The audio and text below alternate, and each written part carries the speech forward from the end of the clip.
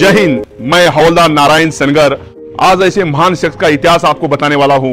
इनका नाम है क्रांति सिंह नाना रामचंद्र पाटिल, जिनको क्रांति सिंह उपाधि मिली थी, जिन्होंने भारत स्वतंत्र होने के लिए अपनी जवानी कुर्बान कर दी। ऐसे क्रांति सिंह नाना पाटिल के ऐतिहासिक स्मारक के ऊपर हम आए हैं।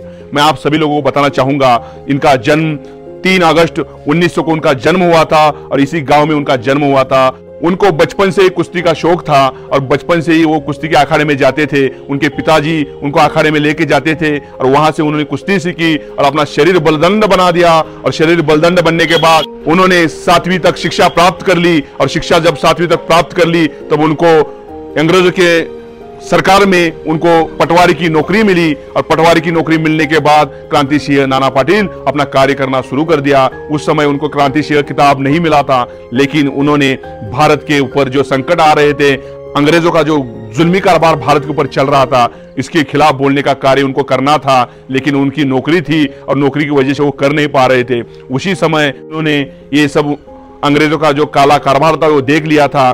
तभी वो घर चले गए और अपनी पत्नी से बात किया और पत्नी को बता दिया कि मैं भारत माता के लिए कुछ सेवा करना चाहता हूं। और उसी समय क्रांति सिंह नाना पाटिल ने नौकरी छोड़ दी और अंग्रेजों के खिलाफ बोलना उन्होंने शुरू कर दिया। और उसी समय उनके जो दोस्त थे, पांडु मास्टर, टीडी बापू लाड़ और क्रांतिवीर नागनाथ अन्ना नाइकोडी, ऐसे जो पात्र थे, इनकी मदद लेके क्रांति सिंह नाना पाटिल ने अंग्रेजों के खिलाफ प्रति सरकार की स्थापना की और स्थापना करने के बाद उनके खिलाफ मुहिम निकालना शुरू कर दिया और अंग्रेजों का खजाना लूटना और गरीबों में बांटना, ऐसा कार्य उन्होंने शुरू किया। जब वो खजाना गरीबों में बांट रहे थे, लोगों को उनका कार्य जो था अच्छा लगने लगा और लोगों ने उनको साथ देना शुरू कर दिया। उसी समय क्रांति सिंह नाना पाटिल ने भी लोगों के लिए प्रति सरकार की स्थापना की और लोगों को न्याय निवाड़ा करने का कार्य भी शुरू कर दिया।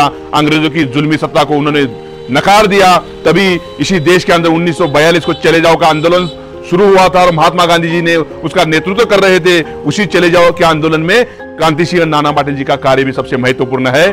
उन्होंने इसी गांव के लोग और इसी कस्बे के जो लोग थे उनको इकट्ठा किया और अंग्रेजों के खिलाफ बोलने का कार्य शुरू कर दिया। जहां कुंडल एक गांव है, कुंडल और नागनाथ अन्ना नाइकोडी जो है, इन्होंने मिलकर अंग्रेजों के खिलाफ मुहिम कर दी। अंग्रेजों का खजाना लूटा, लोगों में बांटा और लोगों में बांटने के बाद यहाँ का जो एरिया सदलाम सपलाम करने का कार्य किया। और एक बात बताना चाहूंगा, कर्मवीर भाऊराव पाटिल के साथ उन्होंने रयत शिक्षण संस्था की स्थापना कर दी और यहाँ के लोगों को शिक्षा मिलना भी शुरू हो गया।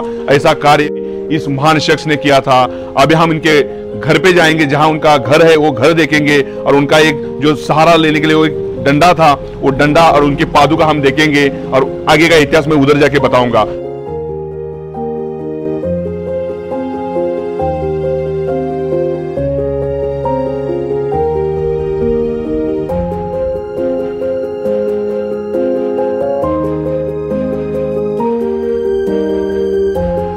हम क्रांति सिंह नाना पाटिल का जो वाड़ा था, उस वाड़े के ऊपर आए हैं।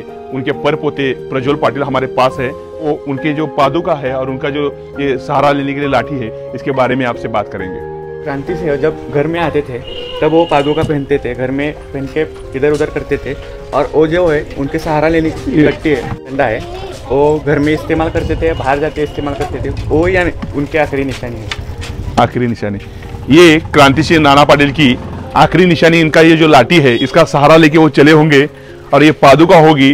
और ये वाड़ा ऐसा है, एक 1900 में उनका जन्म हुआ था और कभी ऐसा भी दिन होगा कि वो इधर आके बैठे भी होंगे। उसी जगह उनके पादुका रखी हुई है और ये लाठी जिनका सहारा लेके वो चले भी होंगे। ऐसे क्रांति सिंह नाना पाटिल के वाड़े पे हम आए हैं। हम अभी उनके जो रूम थी, खोली थी, उस खोली में जाएंगे और उधर का इतिहास मैं आपको उधर बताऊंगा।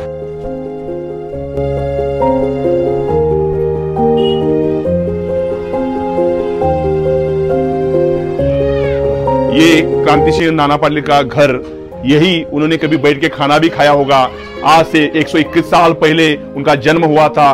बचपन में इधर आके वो रहते थे और अपनी माताजी के हाथों से उन्होंने खाना खाया होगा। इसी रूम में रहते थे। मैं आज आपको एक आख्यायिका बताऊंगा। जब क्रांति सिंह नाना पाटिल ने अंग्रेजों के खिलाफ बोलना शुरू कर दिया, तब उनके खिलाफ अंग्रेजों ने एक मुहिम निकाल दी कि उनको पकड़ने के लिए उनके पीछे लोग भागना शुरू कर दिया। तभी क्रांति सिंह नाना पाटिल की माताजी का मृत्यु हुआ, देहांत हुआ। देहांत होने के बाद इधर ही आए थे। तभी आए, तब अंग्रेज लोग उनके पीछे पड़े थे। तभी क्रांति सिंह नाना पाटिल इसी जगह आए, तब लोगों ने उनको सहारा दिया और उसी शैया जो बिछाई थी माताजी के लिए, उसी शैया पे उनको लेटाया गया और यहाँ से बाहर जाके उनको वहां से पछाड़ कर दिया, भगाया गया और क्रांति सिंह नाना पाटिल यहाँ से निकल गए।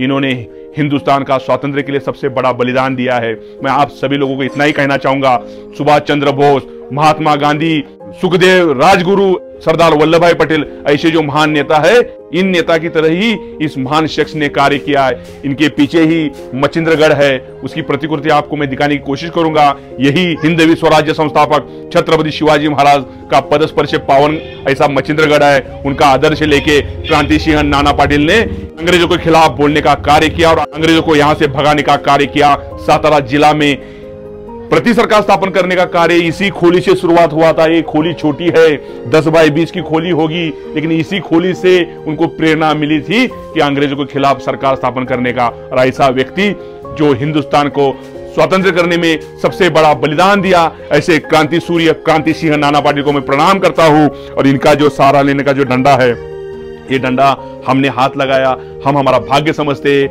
ऐसे डंडे का सहारा लेके ही क्रांति सिंह नाना पाटिल ने इसी भारत को स्वातंत्र्य देने का कार्य किया। इस महान कार्य को मैं प्रणाम करता हूं और मेरी वाणी को इधर ही मैं विराम देता हूं।